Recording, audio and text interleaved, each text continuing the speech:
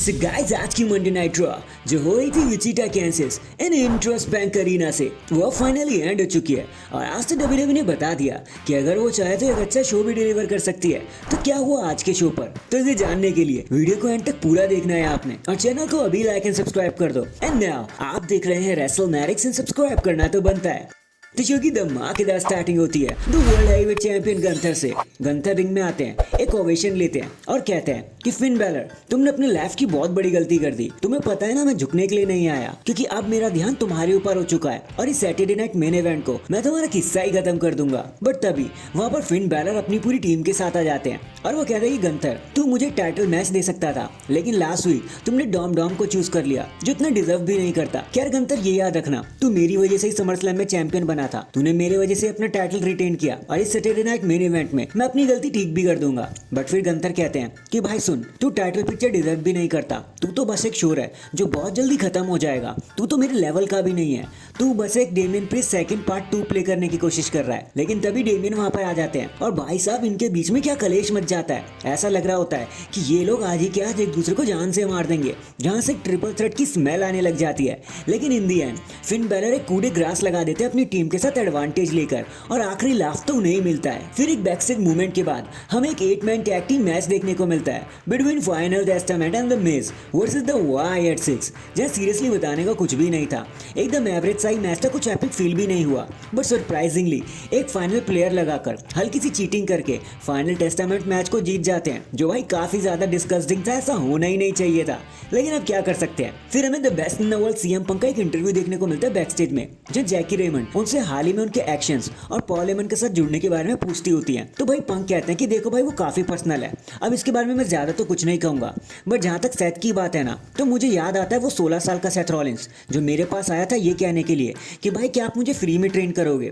फिर मुझे वो किस्सा भी याद आता है जो बहुत सालों पहले डब्ल्यूडब्ल्यूई ने सोच लिया था कि हम सेथ रॉलिंस को बाहर निकाल देंगे, लेकिन मैंने उसे बचा लिया, मैंने उसकी शील्ड बना ली, इसलिए मैं उससे नफरत तो नहीं कर सकता।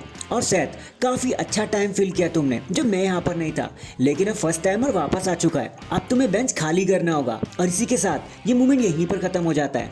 नेक्स्ट हमें डकोटा काय वर्सेस लिव मॉर्गन के बीच में एक नॉन टाइटल मैच देखने को मिलता है। बताने को कुछ भी नहीं है, as expected Liv Morgan match को जीत जाती हैं, जिसके बाद डैमेज कंट्रोल डकोटा काय को बचाने की पूरी कोशिश करती हैं। बट लिव मॉर्गन फिर भी एक ऑब्लिवियन लगाकर और बता देती है कि क्यों उन्हें चैंप कहा जाता है। इसके बाद हमें ड्रू मैकिंटायर की क्लिप देखने को मिलती है, जहां वो कहते हैं कि यार हेल इन अ सेल एक डेंजरस मैच था, हम लोग खूना खून हो गए, मैं खूना खून हो गया, मुझे वापस आना चाहिए था बैड ब्लड के बाद, लेकिन मैं क्या करता, मुझे घर जाना पड़ गया क्योंकि मेरी फैमिली को मेरी जरूरत थी। फिर मैं यहाँ वापस आया तो मैंने देखा जे उसो, सैमी ज़ेन, सीएम पंक ये सब तो रोमन के साथ जाके जुड़ गए, इसलिए मुझे इन्हें गिराना पड़ा।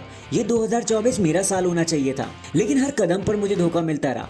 लेकिन कोई बात नहीं, मैं पास्ट तो चेंज नहीं कर सकता, लेकिन प्रेजेंट एंड फ्यूचर अब बस मेरा ही होगा। नेक्स्ट हमें सेथ फ्रीकिन रॉलिंस देखने को मिलते हैं, जो रिंग में आते हैं, सबका वेलकम करते हैं और कहते हैं कि भाई देखो, अगर सीएम पंक का करियर रिंग में खत्म भी हो गया ना, तो भी वो एक मस्त पॉलिटिशियन बनकर सामने आएंगे, क्योंकि वो झूठ को सच कैसे बनाना है बहुत अच्छे से जानते हैं। मैंने भी आपकी तरह सीएम पंक का नाम चैंट किया था कभी, जब वो कंपनी को छोड़ के गए थे। मैंने उनको काफी मैसेज किए, लेकिन बाद में मैंने रियलाइज किया कि सीएम पंक एक कॉन मैन है, वो फ्रॉड है। पंक ने जो भी किया वो उसके फायदे के लिए किया, और पंक ने जो भी किया मैंने उससे बेटर ही करके दिखाया। और मैंने तो रेसलमेनिया को मेन इवेंट भी किया है, जो पंक कभी नहीं कर सका। जिसके बाद सैमी ज़ेन वहां पे आ जाते हैं। सैमी कहते हैं कि देख, पिछले हफ्ते मैंने तुम पर शक किया था सेथ, मुझे उसके लिए माफ कर दो, तुमने ऐसा कुछ भी नहीं किया। तो सेथ रॉलिंस कहते हैं कि भाई कोई बात नहीं, होता है, हम लोग गुस्से में ही थे, हम दोनों ही गुस्से में थे, अब तो ड्रू मैकिंटायर को संभाल, मैं पंक को देखता हूँ। और सेथ रिंग को छोड़कर चले जाते हैं। फिर सैमी कहते हैं भाई मैंने एडम पियर्स से बात कर ली है और एक Saturday night main event Drew मैं तुम्हें देख लूंगा। लेकिन ड्रू मैकिंटायर आके एक बार फिर से उन पर अटैक कर देते हैं, लेकिन जल्दी ऑफिशियल्स उन्हें रोक भी लेते, ज्यादा डैमेज नहीं करने देते। नेक्स्ट हमें वुमेन्स आईसी टाइटल का टूर्नामेंट मैच देखने को मिलता है, एक triple threat match between Lyra Valkyria, Zelina Vega and Ivy Nile. बताने को यहाँ कुछ भी नहीं है, लायरा वेल्कीरिया इजीली मैच को जीत जाती है। फिर हमें न्यू डे का एक्सप्लेनेशन देखने को मिलता है, जहां न्यू डे अपनी ही स्टाइल में हील स्टाइल में आते हैं और उनको बहुत गंदी बूइंग का सामना करना पड़ता है। तो न्यू डे कहते हैं अच्छा अब तुम लोग ये दोगे हमें, 10 साल तक हमने तुम्हें पावर ऑफ पॉजिटिविटी दी अपने दम पे,